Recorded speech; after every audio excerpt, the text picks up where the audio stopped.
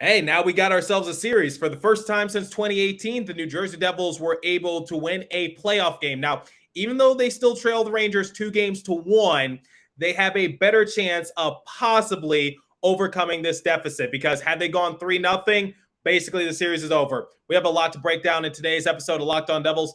Buckle up, everybody. You're Locked On Devils, your daily podcast on the New Jersey Devils. Part of the Locked On Podcast Network, your team every day.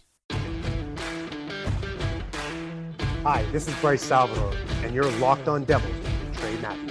Elliott scores! Oh, Stevens stepped up, nailed him. Brodor's got the puck. What a shot. The Devils win the Stanley Cup.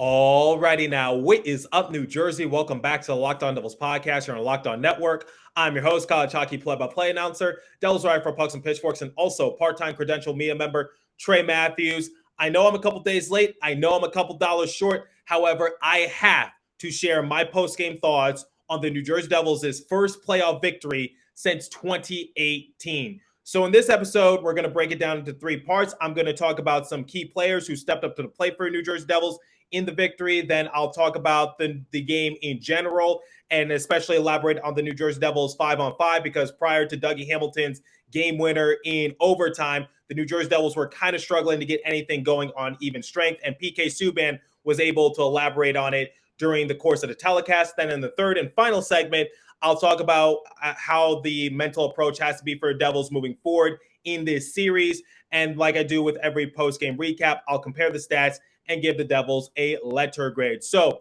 one of the key players I want to talk about is Curtis Lazar. So I guess bullying does work because Lindy Ruff finally went through with it. He scratched Miles Wood in favor of Curtis Lazar. Now, it's something that I've been talking about the last couple episodes when I've been speaking to like Alex Chavancy, Jersey Joe, or Dan Rice. I said that Curtis Lazar deserves to have a crack at the lineup because I felt as though he can do everything that Miles Wood is supposed to do, but do it way more efficiently. So the thing about Curtis Lazar is that he's not going to impress you on the offensive side of things, but that's not his job. So look, I know I go to the stat a lot. I know some of you are probably tired of me talking about it, but when the Devils acquired Curtis Lazar at the trade deadline, he had a 51.9% face-off win percentage, which ranks second on the Canucks, and he was third in hits with 124, and his hit total and block shots was 49, which was second amongst Canucks forwards. So what more do you need? So I think the reason why Curtis Lazar was scratched a lot more often was just because obviously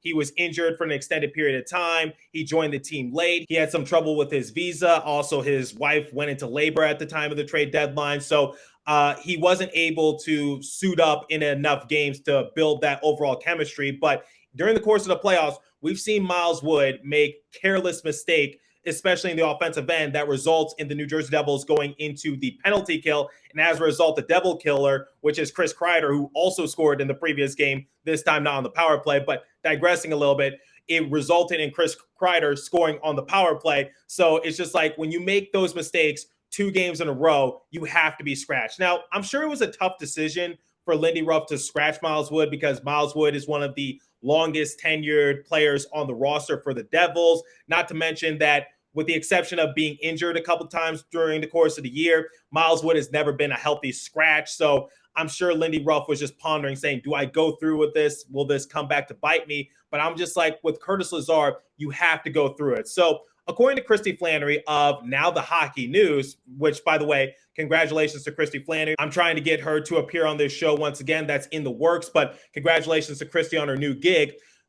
Christy Flannery said the New Jersey Devils, Curtis Lazar, played 9 minutes and 48 seconds tonight against the Rangers. He spent 3 minutes killing penalties and had 4 hits, the most among forwards, and 1 block shot. So when Christy said the most amongst forwards, I thought Timo Meier had more hits because it looked like Timo Meier was hitting people left and right, but apparently he finished the game with officially in the scorebook too. So that was a little surprising, but digressing a little bit, Curtis Lazar did his job. He did what needed to be done, which is he's not going to play that many minutes, but like I said, he's playing efficiently, and I think that's what the New Jersey Devils need to lean on going forward. So if Lindy Ruff knows what's best for him, keep Curtis Lazar in the lineup and keep Miles Wood a healthy scratch. Now, I'm not saying it was perfect because obviously you had someone like Michael McLeod. He got an offensive end penalty early on in the game that put the Rangers on the man advantage, but still, it didn't come back to bite the Devils. And I think that's what you have to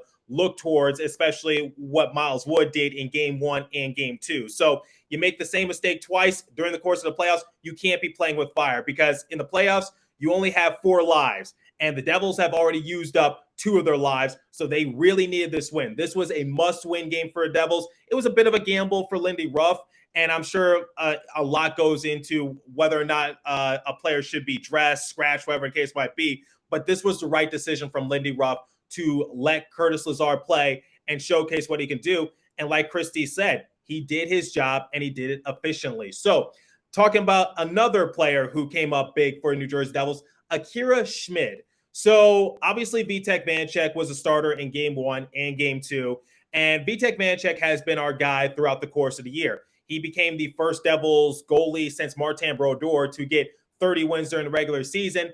And the goals that were let up during the course of game 1 and game 2, not all of it was on Vitek Vanecek, but still it might have gotten to his head just a little bit. So Lindy Ruff, once again, has to take the gamble, which is you put in Akira Schmid because, let's face it, I don't think Mackenzie Blackwood would have been any help because Mackenzie Blackwood, he tends to let up a couple goals early on in the game, then he settles in nicely. But against the New York Rangers, when you're going up against Shesterkin, they're not going to give you much room to work with. So you can't take that risk. So Akira Schmid seemed like the no-duh answer to put in between the pipes. Lindy Ruff was lingering with telling the media the news, but everyone knew it was the worst kept secret in New Jersey. Akira Schmid starts this game for New Jersey Devils, and he showed out. He played phenomenal during the course of the game. But before we talk about that, I've had the chance to speak with Akira Schmid a couple times. He's a really nice guy. And he admits to me that he gets a little nervous because one time Akira Schmid had to be thrusted into the starting role at the very last minute. So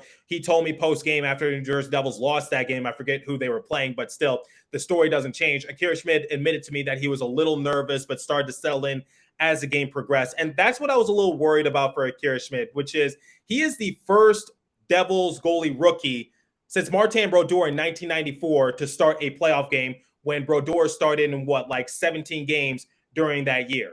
So he's doing something that hasn't been done in over 20 years or close to 30 years. So Akira Schmid just coming up big for New Jersey Devils during the course of the playoff game because, like I just said moments ago, this was essentially a must-win game for New Jersey Devils. So I'm nervous for Akira Schmid. The pressure is on, and it was one of the things that I was just pondering about as to whether or not Akira Schmid might get an appearance during the course of the playoffs because I was just like, is he ready for the playoffs? Is he ready for prime time? It's one of the reasons why I wasn't really big on the New Jersey Devils putting in Luke Hughes because I'm like, I don't want to put that kind of pressure on our young guys. But in this case, desperate times call for desperate measures. So you put Akira Schmid in between the pipes. And like I said, he showed out for the New Jersey Devils, and I couldn't be any more proud of him. So was he nervous in this game? Well, according to Amanda Stein, Akira Schmid was asked if he was nervous, and he responded by saying, yeah, very. And he does his little laugh.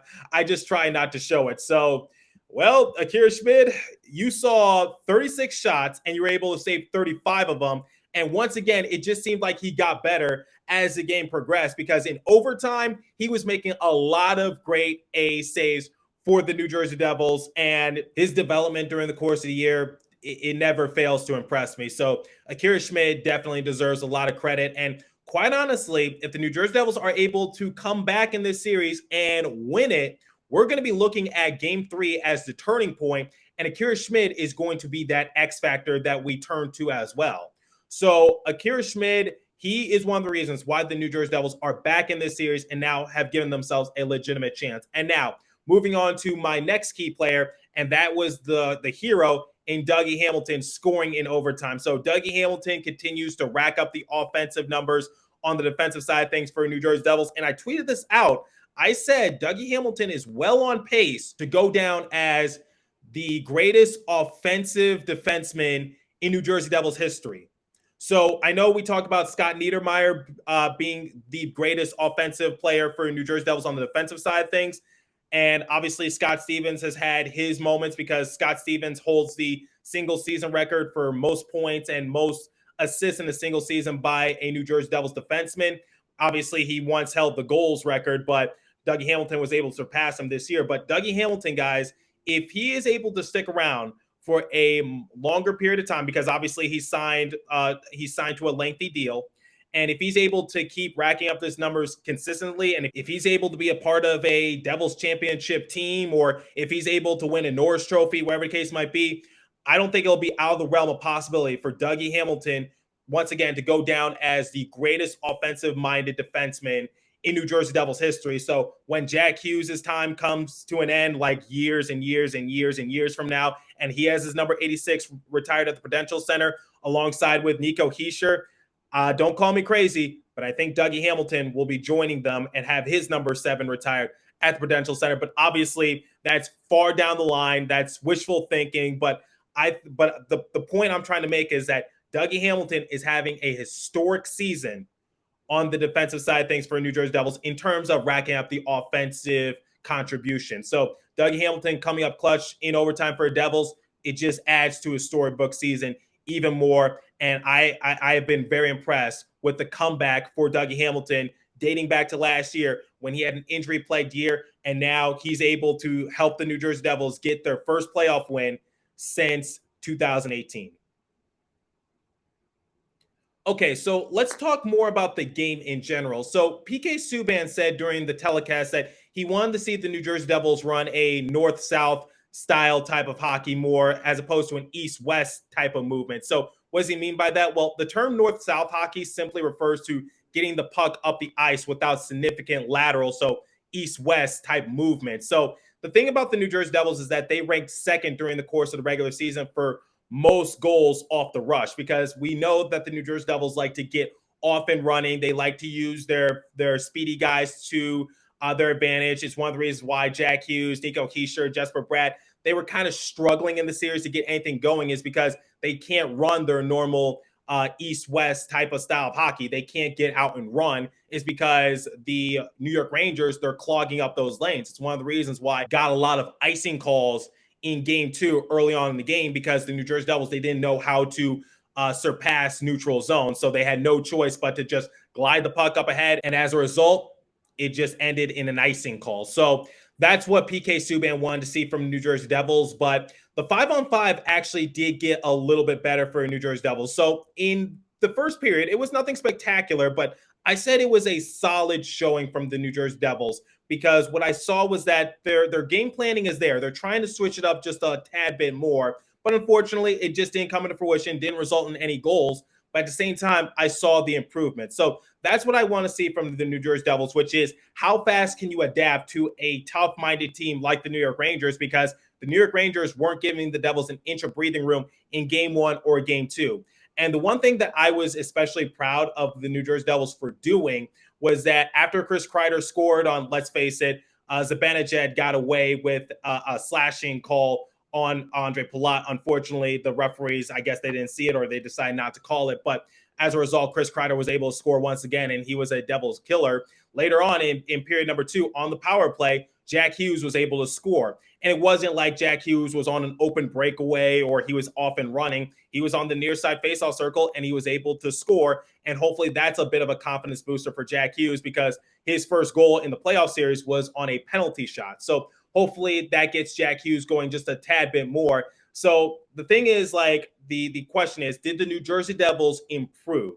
I would say, obviously, they did, because once again, after Kreider scored, we didn't see the New York Rangers just snowball into more goals as we saw in game 1 or game 2. We saw the New Jersey Devils. They were able to answer on back. They were able to tie the game. Then in period number 3, even though the Devils weren't able to score, we saw them not get all that sloppy. But here's the thing that they have to work on. They have to continue to work on how to generate more shots, because late in period number 3, and this kind of leaked over into overtime, we saw the New Jersey Devils go like 7 or so minutes without getting a shot on Shesterkin. So you have to fix that, because thank the Lord the Rangers weren't able to score during that time frame either, because I think, if I recall correctly, Trouba had a golden opportunity to try to give the Rangers a lead. Unfortunately, it just missed by a couple inches. Right now, I'm just trying to remember from the top of my head. But going back to what PK Subban was saying, I liked how the New Jersey Devils, once again, they saw that their normal style of hockey, just trying to work from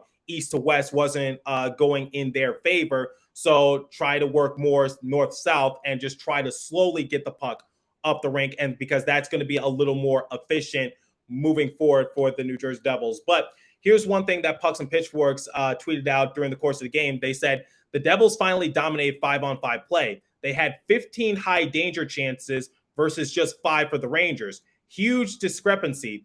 Obviously, the Rangers had more on the power play, but it's important for the Devils to dominate even strength. So once again, prior to Dougie Hamilton scoring in overtime, all of the goals that the New Jersey Devils scored, all 3 of them, came at some sort of advantage. So obviously, the first one from Jack Hughes, penalty shot.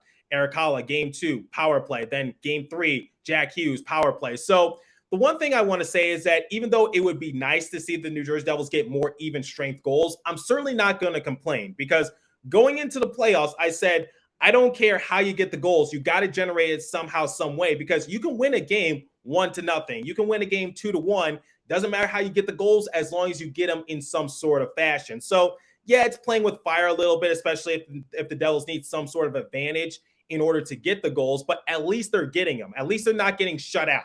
That's the one thing I can say. So I think this game is a perfect example of just work with what you got. And unfortunately, the Rangers, once again, being a dominant team in the playoffs like they have been doing, they weren't really giving the New Jersey Devils any shot to work with. So Devils have to find other advantages in order to come away victorious, and they were able to do so.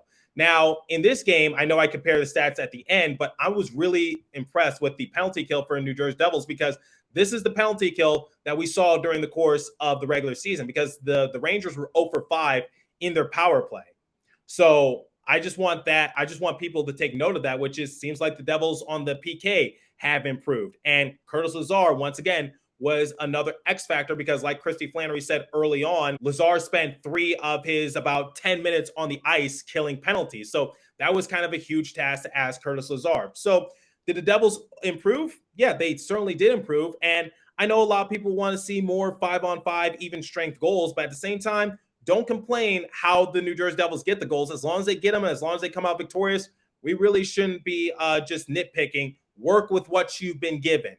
And if it's on the power play, if it's on a penalty shot, whatever the case might be, you just got to capitalize on it, because I would rather the New Jersey Devils get no even strength goals, but maybe get a power play goal here and there and then come away with a 2-0 victory. I don't think anyone will be complaining in that sort of fashion. So if an opportunity is presented to the Devils, run with it. So yeah, it would be nice to see more even strength goals from the Devils. And luckily, Dougie Hamilton was able to do that during the course of OT, because as we know, the overtime rules are a lot different in the playoffs than they are in the regular season, which I would like to see the NHL do more of, but that's a topic for another discussion. But anyway, digressing a little bit, like I said, work with what you've been given, and I was very satisfied with the overall outing for Devils in their first playoff victory, once again, since 2018. So before we continue and I give the Devils a letter grade, I want to tell you guys about Game Time, because when this episode goes live, the Devils will have another game at Madison Square Garden, and I know the tickets can be a little bit pricey. So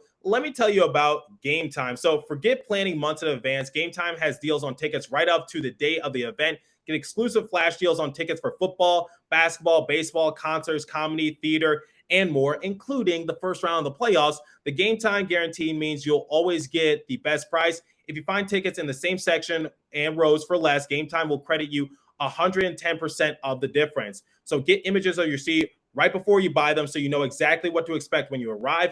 Buy tickets in a matter of seconds, 2 taps, and you're set. Tickets are sent directly to your phone, so you never have to dig through your email. So download the Game Time app, create an account, and use the code LOCKEDONNHL for $20 off your first purchase. Terms apply. Again, create an account and redeem code LOCKEDONNHL for $20 off. Download Game Time today. Last minute tickets, lowest price, guaranteed. Okay, so the big question is, can the New Jersey Devils come back in the series? Can they even it up, go back to the Prudential Center, and basically try to come away with a commanding victory, whatever the case might be, so that way they have a chance to try to win the playoff series? Now, I said it in the previous episode when I was speaking with Dan Rice. The New Jersey Devils are 1 for 7 all time when they drop the first 2 games of a playoff series. However, they are 1-2 when they drop the first 2 games of a playoff series at home. So just to give you some hope if you want a specific stat. So can the Devils come back? Well, game 3 was a must win for them, and they were able to come away with that victory. And I think Jesper Bratt or Lindy Ruff said it post game. I forget who said it, but basically the New Jersey Devils, they dropped their first 2 games of the year 5-2.